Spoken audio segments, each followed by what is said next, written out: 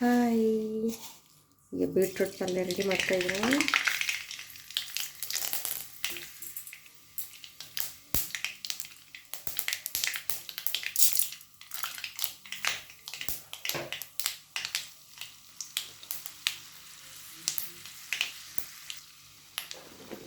Onion ಹಾಗೆ ಸ್ವಲ್ಪ ಒಂದೆರಡು ಬೆಳ್ಳುಳ್ಳಿ ಸಿಪ್ಪೆ ಇಟ್ಕೊಂಡಿದ್ದೀನಿ, ಅದನ್ನು ಹಾಕ್ತಾಯಿದ್ದೀನಿ. ಚೆನ್ನಾಗಿ ಕಲಸೋಣ.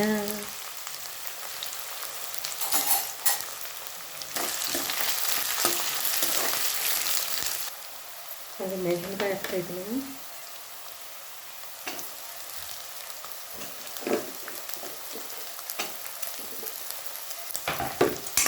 ಸ್ವಲ್ಪ ಬ್ರೌನ್ ಕಲರ್ ಬರೋತಂಕ ಫ್ರೈ ಮಾಡೋಣ. ಈಗ ಬೀಟ್ರೂಟ್ ಹಾಕ್ತಾಯಿದ್ದೀನಿ. ಮೊದಲೇ ನಾನು ತುರಿದಿಟ್ಕೊಂಡಿದ್ದೆ.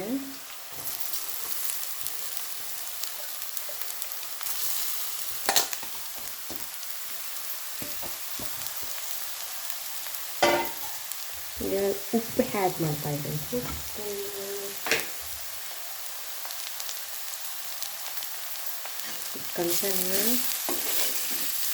ಕಲಿಸ್ಬಿಟ್ಟು ಒಂದು 10ರಿಂದ 20 ನಿಮಿಷ ಮೀಡಿಯಮ್ ಫ್ಲೇಮಲ್ಲಿ ಇಟ್ಕೊಂಡು ಚೆನ್ನಾಗಿ ಫ್ರೈ ಮಾಡಿ, ಅದು ಬೀಟ್ರೂಟೆಲ್ಲ ಬೇಯಬೇಕಲ್ಲ, ಈಗ ಕಲಿಸ್ತಾ ಇರ್ತೀವಿ. ಬೀಟ್ರೂಟ್ ಪಲ್ಯ ರೆಡಿ. ಇದಕ್ಕೆ ಚಪಾತಿ ಮಾಡೋಣ. ಚಪಾತಿ ಆಲ್ರೆಡಿ ರೆಡಿ ಇಟ್ಟಿದ್ದೀನಿ, ಇದನ್ನು ಈಗ ಸುಟ್ಕೊಳ್ಳೋಣ.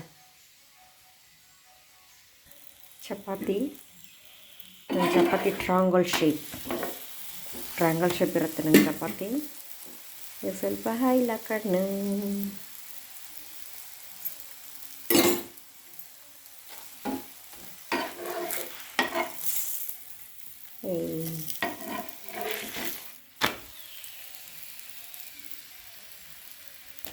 ನೋಡಿ, ನಾನು ಟ್ರಯಾಂಗಲ್ ಶೇಪ್ ಮಾಡಿದ್ದೀನಿ.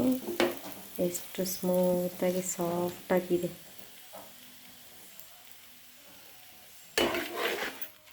ಇದೇ ರೀತಿ ಎಲ್ಲ ಚಪಾತಿನೂ ಸುಟ್ಕೊಳ್ಳೋಣ. ಓಕೆ, ಇದು ಮತ್ತೊಂದು ಚಪಾತಿ ಟ್ರಯಾಂಗಲ್ ಶೇಪ್.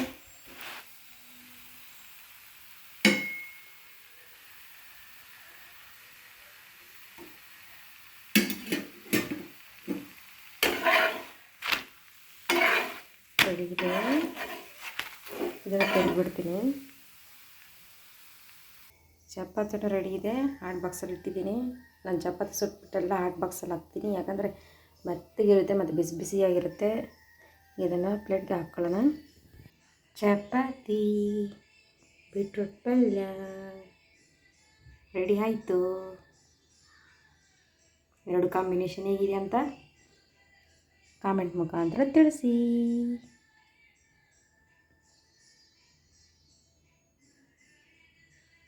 ನೋಡಿ ಎಷ್ಟು ಸಾಫ್ಟಾಗಿದೆ ಅಲ್ವಾ.